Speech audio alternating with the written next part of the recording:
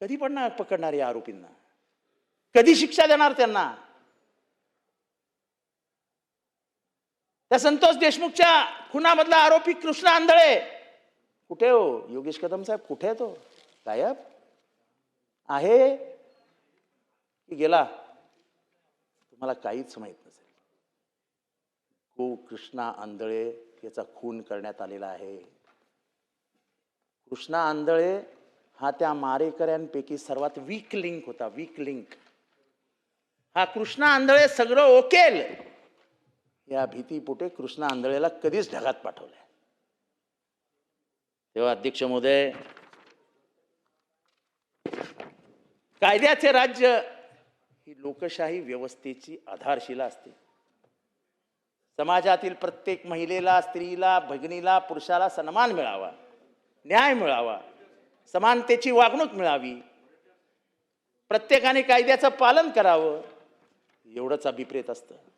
आणि त्याही पेक्षा जास्त सरकारकडनं अपेक्षा असतात न्यायाच्या, सरकारकडनं अपेक्षा असतात कायद्या पालनाच्या, सरकारकडनं अपेक्षा असतात गुन्हेगाराला शासन करण्याचा. जर सरकारच गुन्हेगारांना पाठीशी घालायला लागलं, जर ज्ञानेश्वरीला आजही भीक मागावी लागत असेल, जर कुलसुमाला आजही न्यायासाठी भीक मागावी लागत असेल, तर मग सरकार काय करतंय? अरे ते मायबाप आहे की स्वातंत्र्य बाप हा राज्य व्यवस्थेमध्ये घुसलाय? एवढंच मला विचारायचं आहे. आम्हाला न्याय हवा आहे.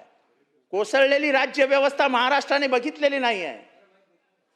तुम्ही या महाराष्ट्रामध्ये बंडाचा आवाज थंड करणार असेल तर महाराष्ट्र हा षंडांचा नाही, एवढा लक्षात ठेवा. शेवटी विद्रोह जन्माला कुठे आला तर तुकारामाने महाराष्ट्रात घातला, हे लक्षात ठेवा. आमची लढाई तुकारामाच्या बाजूने, नथुरामाच्या विरोधात आहे, एवढं लक्षात ठेवा कायम. आम्ही लढत राहू. तुम्ही गोळ्या मारण्याचा प्रयत्न केला. काल मला गेटवरती शिव्या घालण्यात आल्या. देऊन टाका ना या राज्य शासनाच्या अध्यक्ष महोदय, तुम्ही परवानगी देऊन टाका शिवांना पार्लमेंटरी लँग्वेज म्हणून. काय चालू आहे काय? मी आता ट्विट केलंय अध्यक्ष महोदय. एक आई बहिणीवरनं मला शिव्या आल्या आहेत. आई बहिणीवरनं मारून टाकू असं पत्र मेसेज आलाय. मारून टाकू. मी उघडपणाने सांगतोय, 6 टर्मचा आमदार आहे मी. माझ्या मोबाईलवर मेसेज येतो मारून टाकीन. मोबाईल नंबर येतो. मी फोटो पण टाकलाय. आता बघूया किती तासात पोलीस कारवाई करतात का. आम्हाला सांगणार आहेत काय?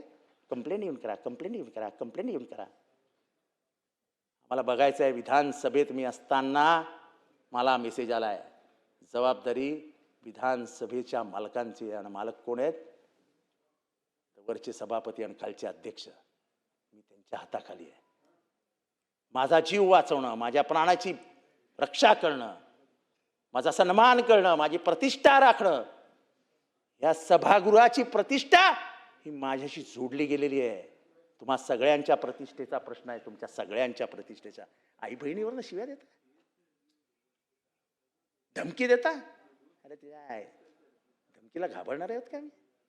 अरे आयुष्यभर कफन बांधूनच फिरतो साहेब. धमकी कोणाच्या बापाची ऐकणार नाही. आम्ही गांधींचे पाठीराखे आहोत. गांधींचे. मरते दम तक जो विचारधारा से चले हैं उसी विचारधारा पे चलेंगे. शरणागती नहीं पत्करेंगे. तेव्हा एवढंच बोलतो. न्यायाची अपेक्षा करतो. बोलू दिल्याबद्दल आणि शांतपणाने बोलू दिल्याबद्दल माननीय अध्यक्षांचे आभार मानतो. जय हिंद, जय महाराष्ट्र, जय भीम. अतुल वातकळकर. लोकशाही मराठी ऐका, पहा, जागरूक रहा.